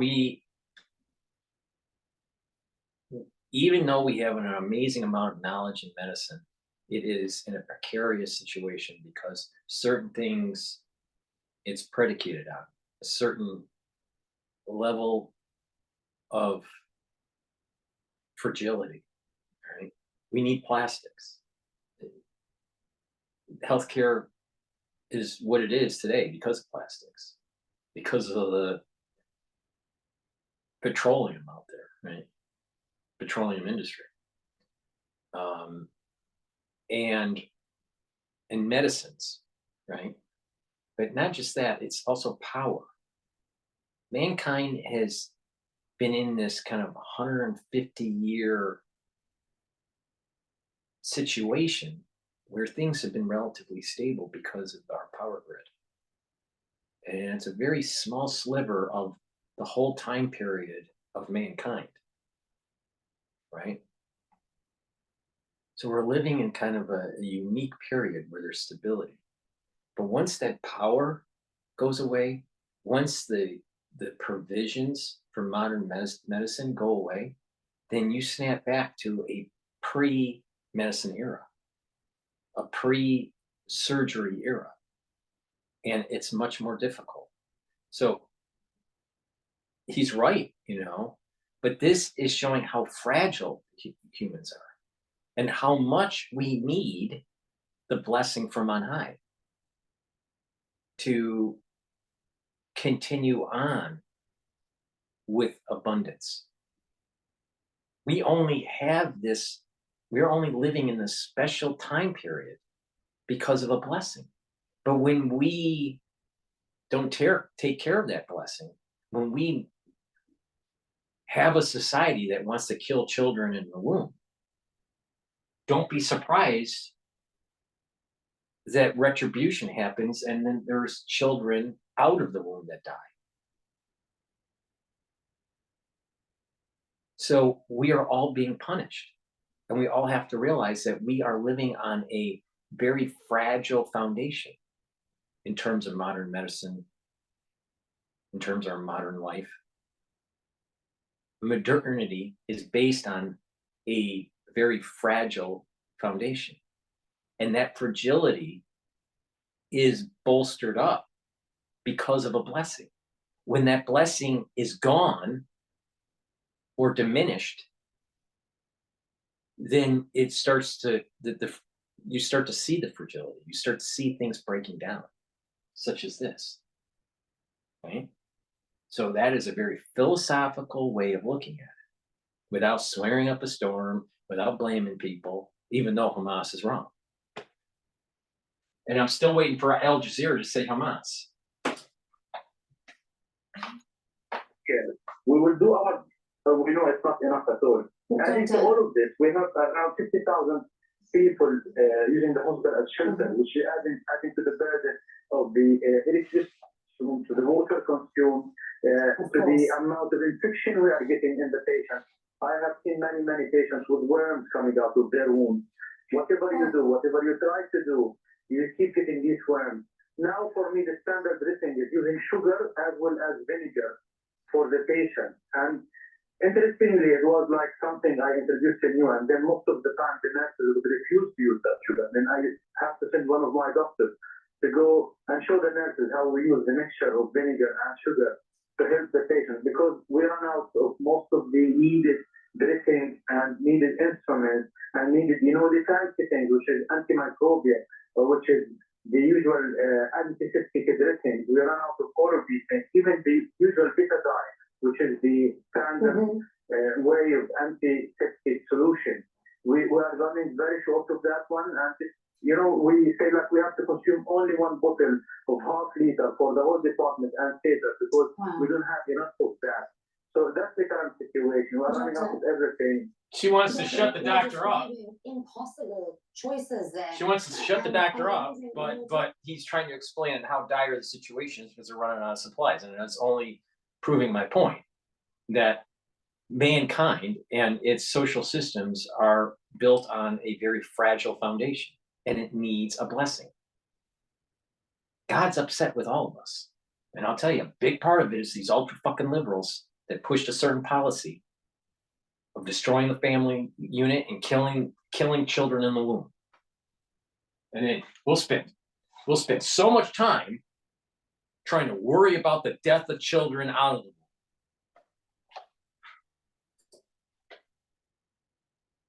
the womb. About being in theatre. So it does sound like you are still managing to carry out some operations. How long will that last? I know a lot of other hospitals have entirely been forced to shut down their surgical wards entirely. So being in a Shift hospital, which is the major hospital, I have been pushing hardly to do the cases on my own, because under my department, we have more than 400 patients needed plastic surgery procedures. And if you don't do this procedure, they go into bad infection, and then many times they go into amputation. Otherwise, they go into sepsis and they die because of the bad infection. So what I'm trying to do, I've been trying to push harder to do this. So I started running the theater, which is in burn unit, with no nurses because of the shortage of the healthcare professionals.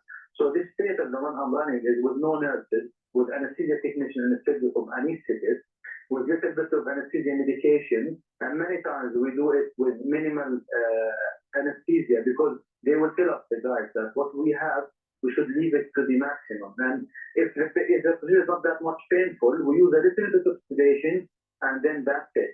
Because, so what I try to do, I try to adapt myself to what's there, but on the other hand, many days I was called by the admin of the hospital saying, the management, that you have to close the theater because we run out of the fuel for today, and then we have to stop your theater, your life, your system for and then that's it. The same thing happened. Shifa Hospital being the biggest hospital in Gaza with more than 18 operating theater rooms in Shifa Hospital. The ones working now are no more than 6 because they can't run the electricity for these ones because the theaters they need their. Israel warned 3 or 4 days ago that there was terrorist activity in that region around that hospital, and people were actually trying to find refuge there. And not one sentence about that on Al Jazeera. Not one sentence. In their airflow things to keep it as much as you need sterile. So it's collapsed already. Many times we have the orthopedic department has mentioned more than 100 patients yesterday in the emergency department who need surgeries, but we are not able to do the surgery. In my department, I have 250 patients who need surgeries, but I'm unable to do this. And the challenge when the family would come and ask you, what are you going to do? You have no answer. And then you say, I'm really so sorry, but I feel disabled because I can't do anything. I don't know what to tell you. And sometimes as a joke, I say, maybe your turn would come in January or something like that. Because Doctor, you're being forced right now to decide who lives and who dies. Unfortunately, we have been doing this since the beginning. So it has been like a decision taken between the medical director of the hospital, me as the head of the burn unit, as well as the chairman of ICU, that we can't. These ultra liberals don't fucking care what he has to say. They just want to accentuate the worst case. It's about you're making a decision on who's going to die or not. Well, he's in a triage situation. It has been happening now, and many times, as an internal message between us, the general manager of the hospital, Dr. Abdul, keeps sending us, guys, we know you have been working hard, we know you have been trying your best, but sometimes the situation is out of our control, it's out of our hands. So don't feel like this is, because it keeps, the sympathy and the empathy with the patient sometimes would just limit your capabilities to work. And then we try to say this is what we can do, and we have been working hard. But it's what's on the ground that we know we could have done better for the patient. No one has evacuated patients out of the Shifa hospital except for maybe 50 patients. No one has evacuated the people who have been using the Shifa as shelter. So what happens that if I operate on a patient and I send them home, they will tell you where is home. I'm so sorry, I can't go anywhere. And then the patient will stay in the hospital. Doctor, we're seeing, we're literally watching right now images of the shelling, or the aftermath of the shelling that's taken place around the Indonesian hospital, which is also in northern Gaza. We know, as you were telling us, the Al Nasser Children's Hospital has now had to completely shut down. Terrorist hospital all of these other health and facilities. terrorist launch sites around the hospital. A lot more of the healthcare burden at Al Shifa Hospital. I mean, Israel's doing the right thing. To go home. Are you now also having to deal with additional strain because you're taking on more patients from elsewhere? Yeah, I think we are now the ones covering the pediatric, the other specialties hospital, the psychiatric patients even will come to Shifa Hospital. Yeah. So in the main plan for the hospital, Shifa was for trauma mainly. Currently, it's the only hospital covering the center of Gaza, which means a lot of burden on the hospital itself. And I will tell you, this morning when I was doing the round, I have seen a child who's 5-year-old with his eye, he was unable to open both eyes. And then I said, Dad, what about the ophthalmology? They said there is no ophthalmology. We're going to go to commercial for P&A. Take turmeric. It reduces inflammation. And what that will do is it'll help to get your body to heal. A lot of people in the United States are chronically inflamed. They have chronic issues.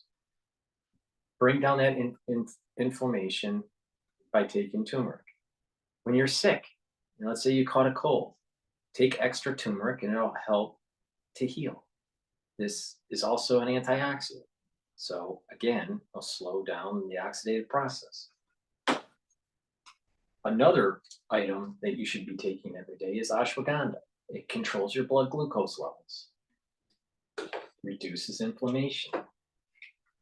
Clarity factor helps to get rid of the brain fog, gets those dendrites active and connected so you have better memory and you'll have more mental clarity.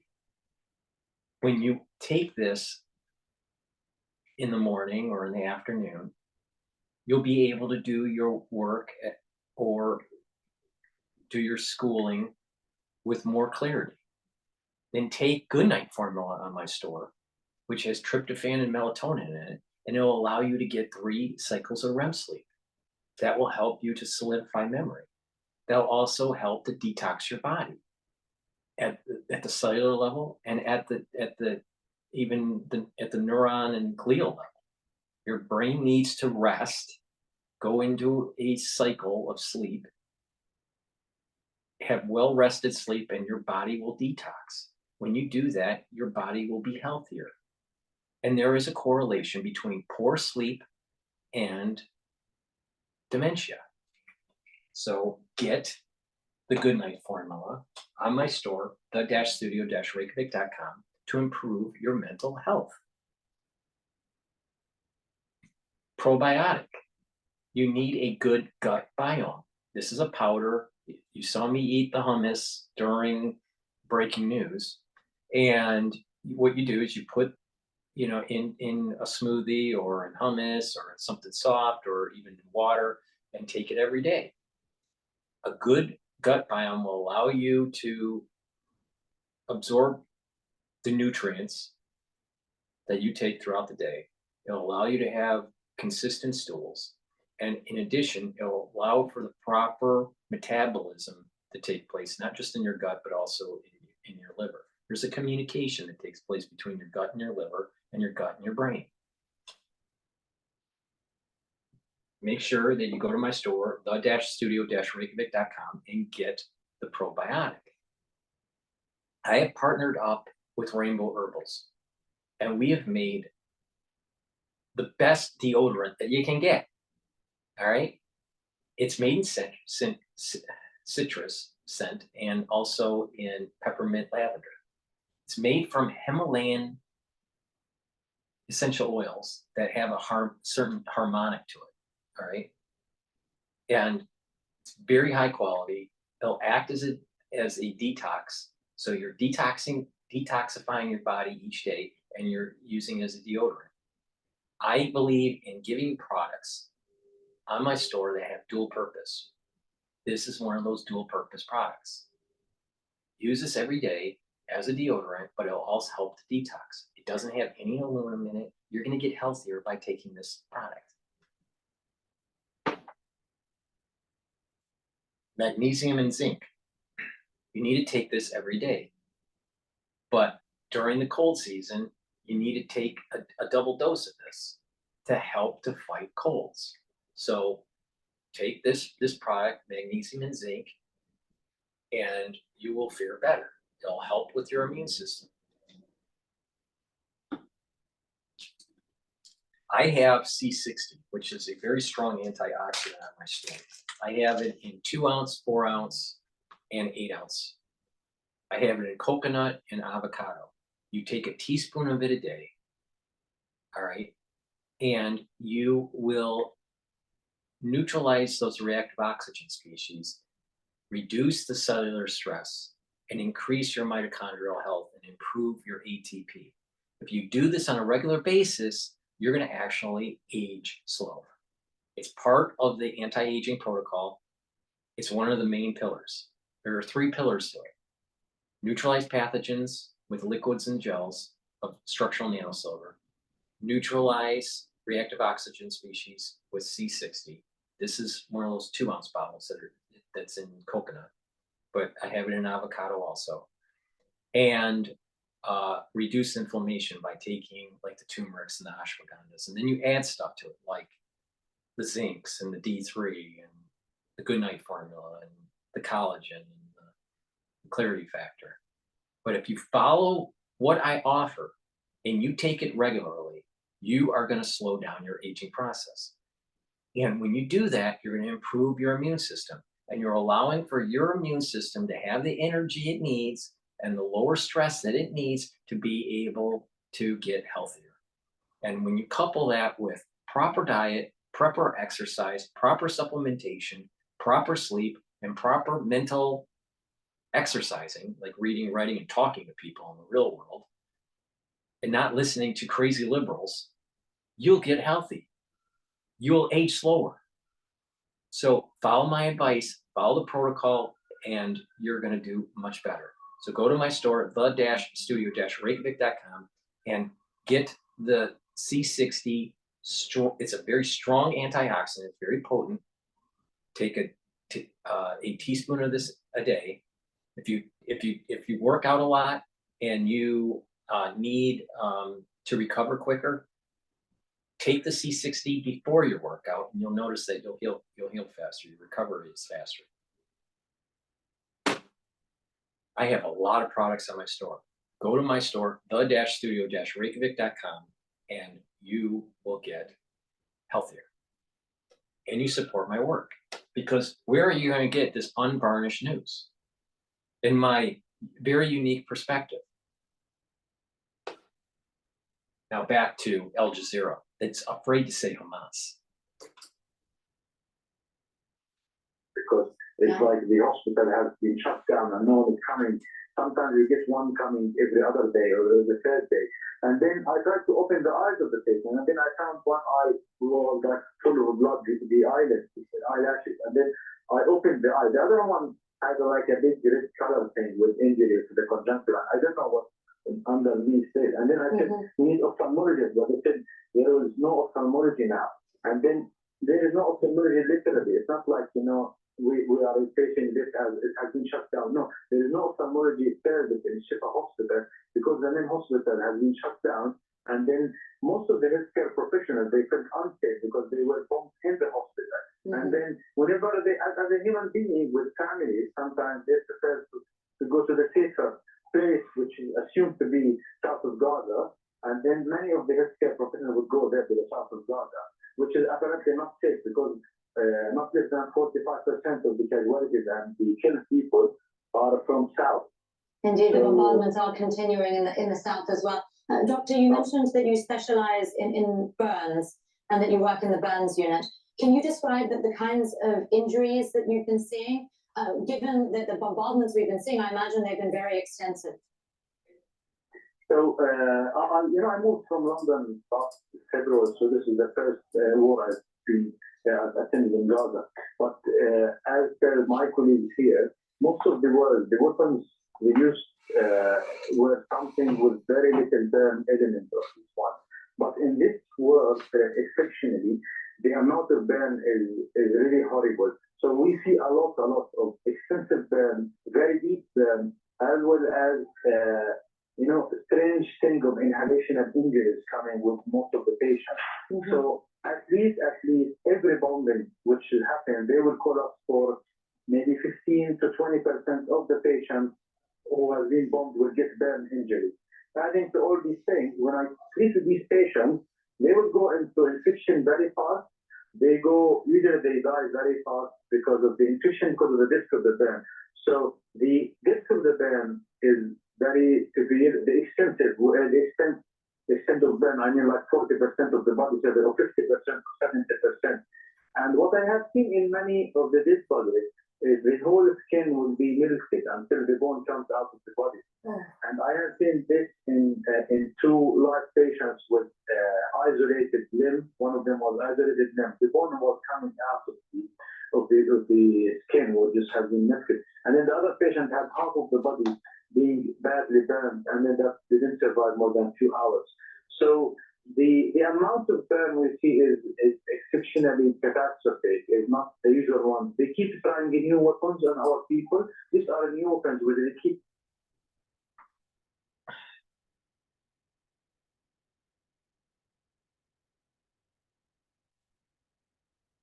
We see the carnage of the civilians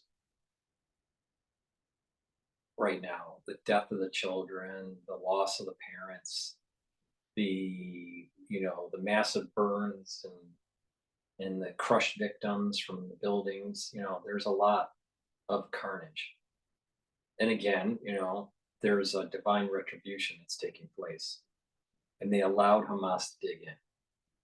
But there's also the carnage and the PTSD and the effects on the medical staff. The doctors, the surgeons, the nurses, the techs, all of them. They see this day in, day out, and it will strain them, and it will, and they're running on adrenaline. And sometimes it doesn't hit them until after the adrenaline wears out. And these healthcare workers are trying to, they spent a lot of time getting their training, and they're trying to help people now, and there's another dimension of the casualty, and that is the post-traumatic stress, right, of the civilian population, but that's also in the healthcare population that is servicing all these people with very little resources. So it's it's tough for these people. And I have seen some post-traumatic stress within some healthcare providers during the COVID crisis. And it's real, and this is much more intense of, what he's describing for the healthcare workers. But there is a stress, and these healthcare workers need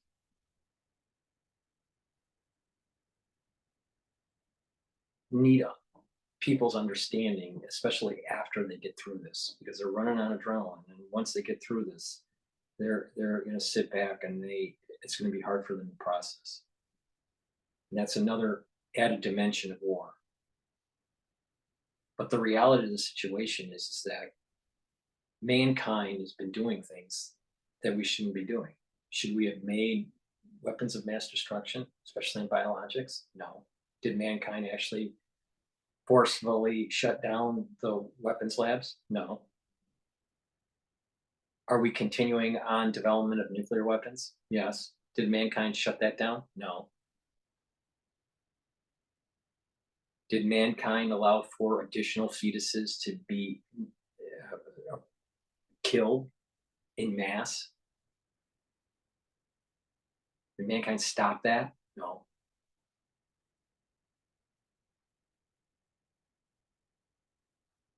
So there is carnage at the human level. There's pain and suffering at the human level. But it is not looking at this in its full totality until you realize that mankind has been doing things that it shouldn't be doing. And we have been drifting away from precepts of the Bible and of the Torah that leads to destruction. And the destruction of the family unit, the destruction of fetuses, the push of these ultra-liberal agendas, the sexualization of children, the gender fluidity, and all this stuff that's antithetical to the Bible. This is part of the reason, not the only reason, but part of the reason why mankind is being cursed. And we need to come to grips with that. Once we come to grips with that, then we will realize that it is in our power to change course, to repent, to make things right, and to have peace on this earth.